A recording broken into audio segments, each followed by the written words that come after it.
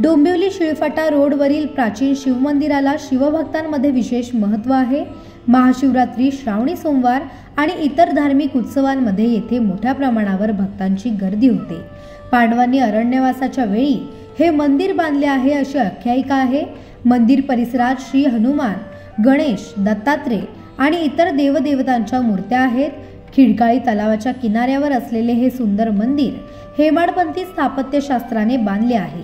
वड, पिंपळ, उंबर आणि इतर झाडांच्या सावलीत भक्तांना शांती आणि ताजगीचा अनुभव मिळतो। संपूर्ण भारतभर, तर भारतभर नसून तर जगभरात आपल्या या महादेवाचा आज मोठा दिवस आहे। शिवरात्रीचा मोठा दिवस आहे आणि या कल्याण तालुक्यामध्ये आपल्या या ठाणे जिल्ह्यामध्ये असलेला हा पंचक्रोशीतला अतिशय प्रसिद्ध असलेला खिडकालेश्वर मंदिर आणि त्या खिडकालेश्वर मंदिरचा आज मी स्वतः आणि माझी संपूर्ण फॅमिली आमचे सगळे नातेवाईक दर्शनाला आलेलो आहात। तुम्ही बघत असाल प्रचंड भाविकांची गर्दी। ठीक आहे, महादेवाचं दर्शन झाल्यानंतर आपल्याला एक दिवस चांगला जाईल, आपल्याला वर्ष चांगला जाईल या आशेने सर्व भाविक आलेले असतात आणि सर्वांना देवाचा आशीर्वाद घडत असतो आणि त्यामुळे आज सगळीकडे प्रचंड गर्दी आहे। मी आज एक आमदार म्हणून या संपूर्ण कल्याण ग्रामीण विधानसभा असेल, संपूर्ण महाराष्ट्राची जनता असेल, देशाची जनता असेल, त्यांना आज महाशिवरात्रीच्या भरघोस अशी शुभेच्छा देतात। महादेवाकडे हीच मागणी आहे की आम्हाला सुखाने आनंदाने नांदवू देते।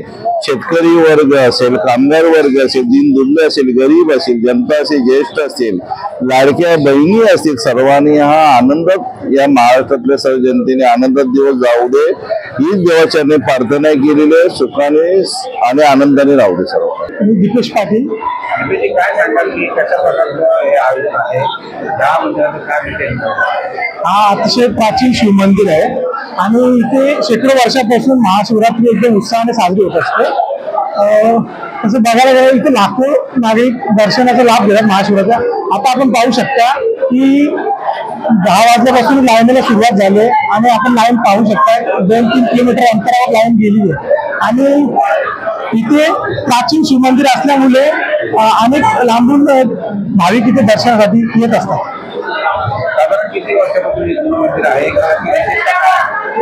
विशेषतः म्हणजे बघा, अशी मान्यता आहे की हे पांढरकालीन मंदिर आहे, पण 150 वर्षापूर्वी इथे खंडर अवस्थेत पडलेलं होतं मंदिर, पण आपले शिवानंद महाराज यांनी इथे येऊन मंदिराचा जीर्णोद्धार केला आणि इकडे मंदिर तयार करून त्याची पूजापाठ सुरू केली आणि त्याच्यानंतर एक एक महाराज आपल्याला माहिती आहेत ते पिढ्यानपिढ्या एक एक महाराज आणि आता असे खिडकाणी ग्रामस्थ त्या मंदिराचे सर्व आयोजन बघत असतात।